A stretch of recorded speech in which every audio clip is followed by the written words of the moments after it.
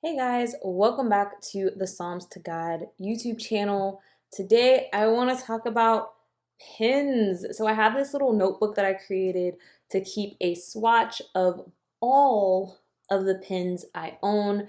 The last time I did swatches, I did make a video which is on the channel already. I will link it up top and in the notes below in case you want to go back and look at that. But I did want to do an updated video with all of them. I created a separate notebook since that one was in one of my war binders, so I could have a separate notebook to reference, but also so that I could do more of a cost analysis type of a thing, as to like how much each pen cost versus how much I actually use it and what I think about it, more so than just showing you the colors. Now, before I jump into this notebook and start talking about these pens, I do want to add a disclaimer.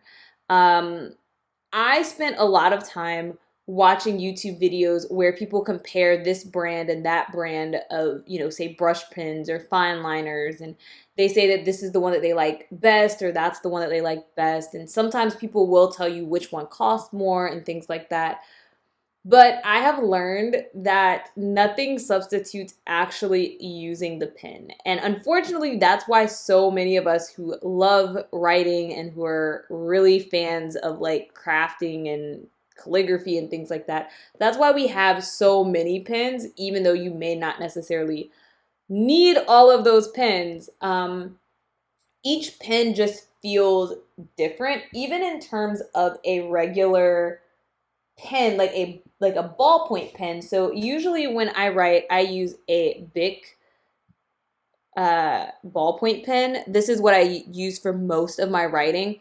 I got like a massive pack of these from the Dollar Tree, but I also have some pens that that look like this, and I got like a whole sack of these. My uncle had a bunch for his business, and when he passed away, nobody wanted them. And since I write all the time, they ended up with me. So I have like a ton of these, and they write really well too. I like these pens.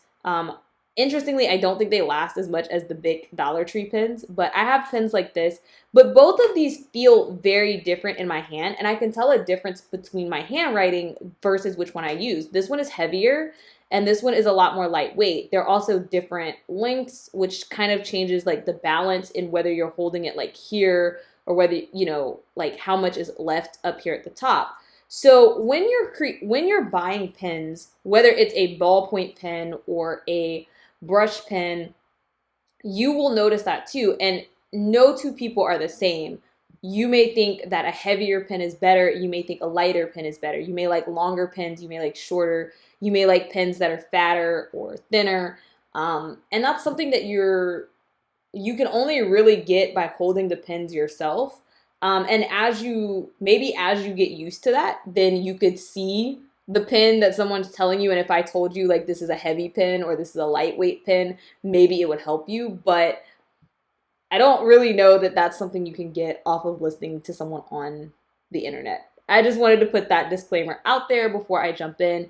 And I also want to reference you back to a video that I made recently talking about how you don't have to buy all of the things, because I also feel the need to disclaim that as I go through this copious amount of pens that I have acquired over the years. I just want to remind you that many of these pens serve the same function, and you do not need them all. I just have an obsession with pens, so I bought them all, but also because I wanted to see which ones I liked better. So without further ado, let's jump into the swatches. And the first pens that I want to talk about are the Chromatek watercolor brush pens. These are very interesting because they actually have real bristles in the pens.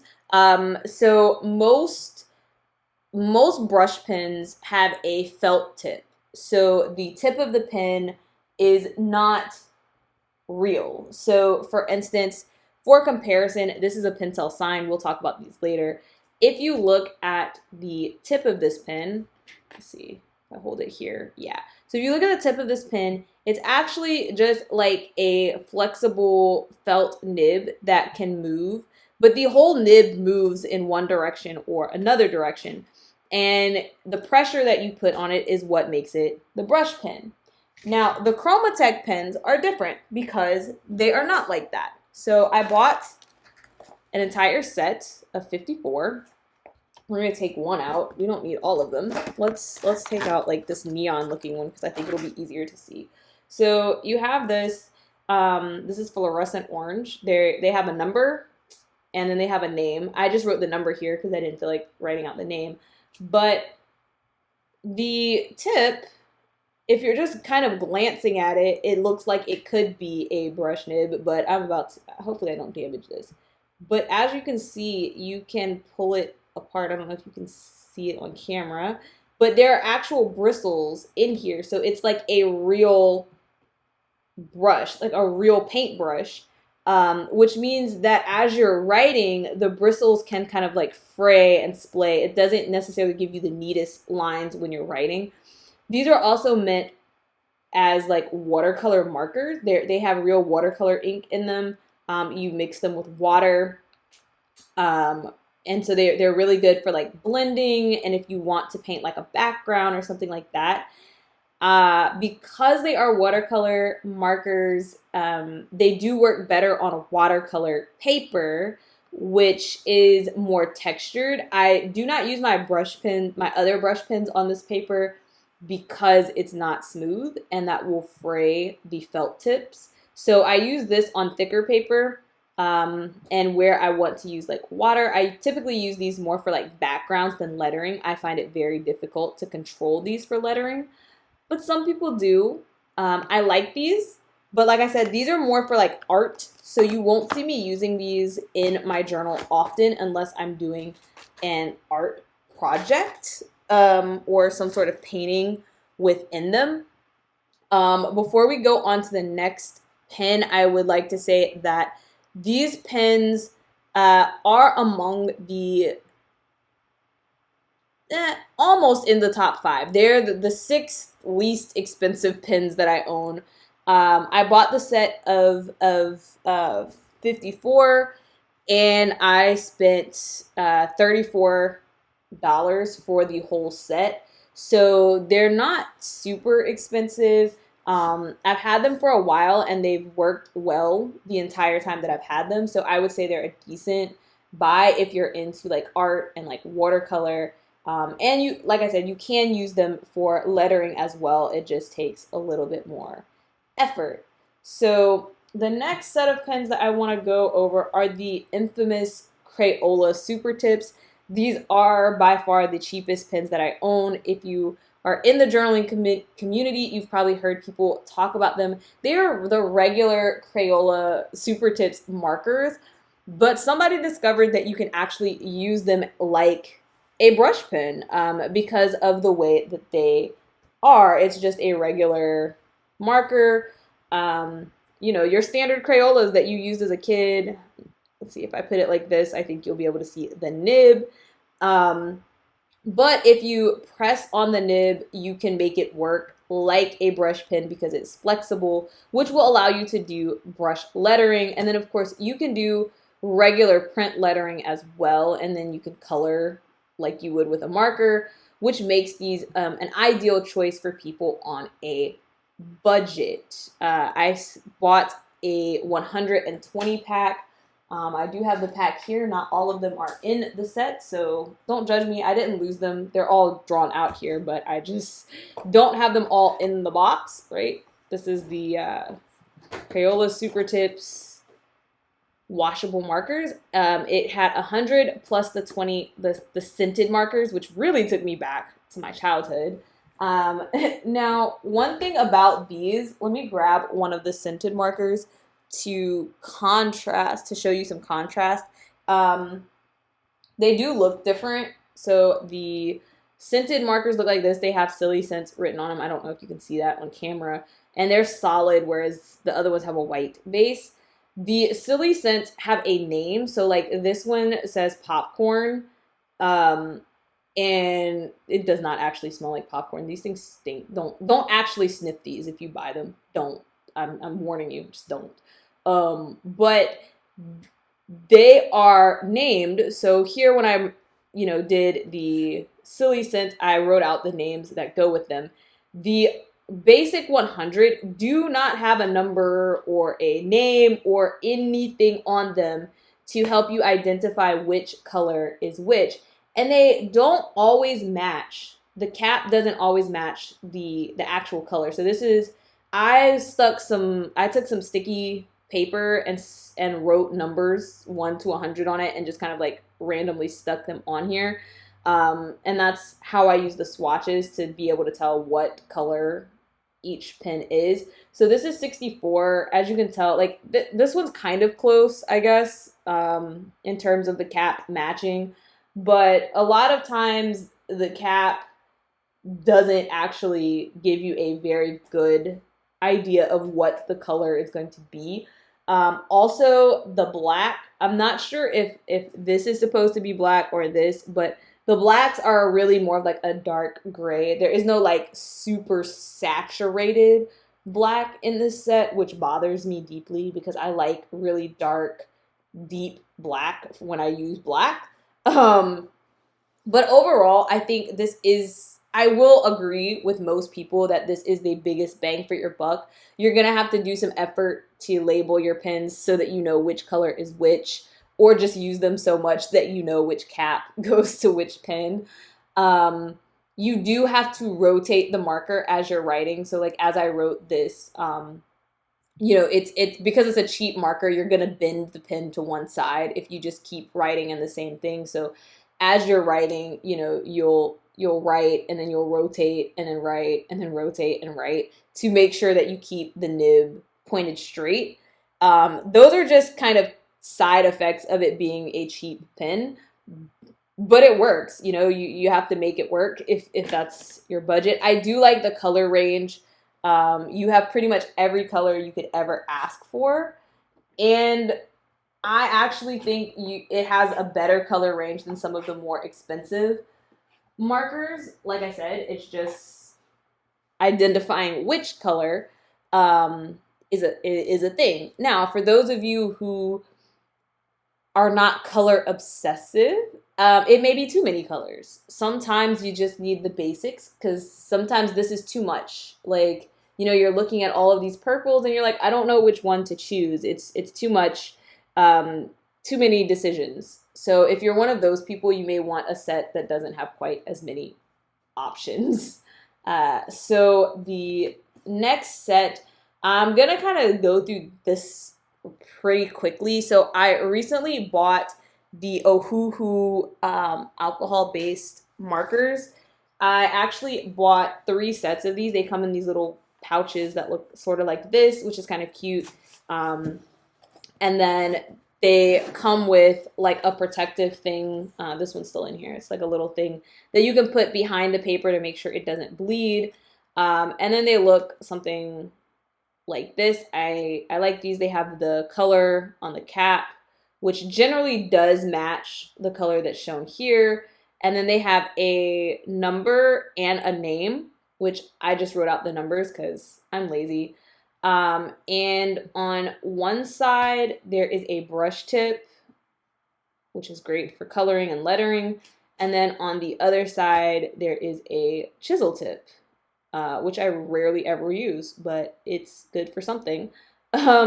These are more so art markers. I bought these for drawing and for things that I will draw on separate paper and paste into my notebook. Because they are alcohol-based markers and it's alcohol ink, there is the pro that they blend really, really easily. Do I have my notebook handy? If I had my notebook handy, I do. 1 second. Yes. So they blend really, really easy. An example of where I actually used these to do lettering is here. This has been seen on my channel before. So I used that set to do this back to basics lettering. You can see the blend is very, very smooth. But you will also note that it bleeds heavy. This is 100-pound paper. This is not printer paper. This is not lightweight paper. And you'll see when I flip the page here in this swatch notebook that I got, you know, ghosting and it's more so ghosting. It's not really bleeding, but I got ghosting throughout here on these as well. So they're really more so for sketchbooks and art. You don't necessarily want these for your regular journal, whether it's a war binder or a bullet journal. But since I've gotten them, I have drawn things on other pieces of paper, particularly if I want to do like an art piece where I want blending, or if I'm doing lettering like that I really want this style of letter, this for. I actually just did an art piece in the same notebook. I'm looking for it so I can show it to you. I just did this art piece. So this was done with the alcohol-based markers. It's good for like blending and things like that. I used paint markers on top of it. I will show you those soon. But I actually did this on a separate piece of paper and glued it in so that it wouldn't bleed. So that is the thing about these. I would not recommend them just for basic lettering or anything like that. Alcohol markers are notoriously expensive. I think the quote-unquote professional grade markers are the Copics. These are not Copics. The Ohuhus are considered knockoffs of this. And they were still outrageously expensive. Yeah. So I got 3 different sets. I got a regular set, which comes with, I guess, kind of like more like primary colors. And then I bought a pastel set because I really like pastels and I thought that this would be a good addition. I actually really, really like the pastels. And then I bought a skin tones set, which is the one that I actually pulled out and showed you guys a second ago, because I want to get more into drawing people. And so I figure if I draw people, then I'll want a nice range of skin tones because I would like to draw diverse people. And so each set costs something different. There's a different number in each set. But overall, so this is the largest set, the basic regular ones. There were 72 in here, and it cost about $70. So that's about $1 a pin. The pastels and the skin colors are around the same. The pastels had 48 in there, and the skin colors had 36. The cost is not exactly the same. It's not like exactly $1 for each set where it's like every pin is worth the same amount. The skin colors were slightly more expensive and the pastels were slightly less expensive per pin, but together, you know, compared to the 120 that Crayola Super Tips, you know, you're paying way, way more for these alcohol-based markers. And you know, in some cases, I definitely do like the way these feel better. And in terms of mixing, I think they do a little bit better than the Crayola Super Tips. But, of course, with the bleeding and stuff, this is really more of an art purchase. If you're really into art, go for it. If you're not, and if you just dawdle in things, don't. It's way too much money. Next up, we're gonna go into the Ohuhu acrylic paint markers. So this was actually my introduction to the Ohuhu brand. Just like the other Ohuhus, they come in this little black bag, which I like, is pretty cool. They look something like this. So, you know, you have to shake them up before you use them, as you can tell by the kind of weird looking ink inside. So you shake them up and then you open them and they have like a little tip like this and you can write with them. These are interesting. So like the Crayola Super Tips, there is no label on these for you to know which color is which, and they don't show up. They don't always match the cap as well. So that's another reason for the swatches. These names are names that I made up based on my own interpretation of what color I thought they were. Now, let's see. Questions about acrylic markers. So they do not, as you can tell, they do not ghost and they do not bleed through, which is what I would think would happen with paint markers. So you can use them in your notebook better than, say, the alcohol-based markers. In terms of writing on white paper, I don't find these particularly exciting. I don't know that I would buy these just for this. They look cool. They have some very opaque colors. They're nice colors. You can get these same looks with gel pens, so I'm not really sure why I would buy the paint markers for this purpose. Now, if you ran your finger across this, is a little raised. You can feel it.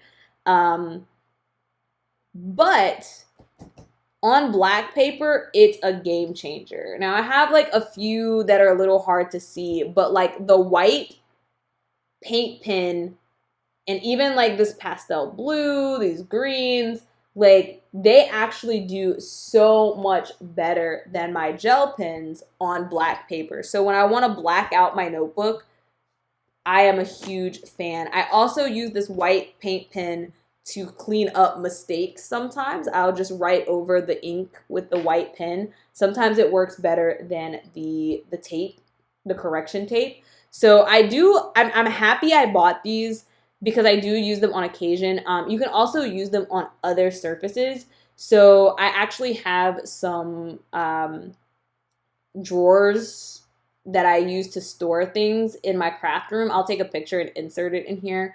And I actually used the black paint marker to label it. So that's something that's added. Like I said, they're not must-have markers. If I could just buy a single white one of these, I probably would be okay. I don't use these that frequently. But when I do. I also use these in that spread I showed you earlier where it said back to basics. I used it to outline the letters. So they're cool. I like them. Again, this is, if you're just kind of feeling like buying pens, these are in the top 5 cheapest pens that I have. So that's also a good thing. That's also why I bought them, even though I wasn't sure I would use them. I got a set of 40 for $26. They were about 65 cents a pen, which is a really good deal compared to some of the other ones we've been talking about.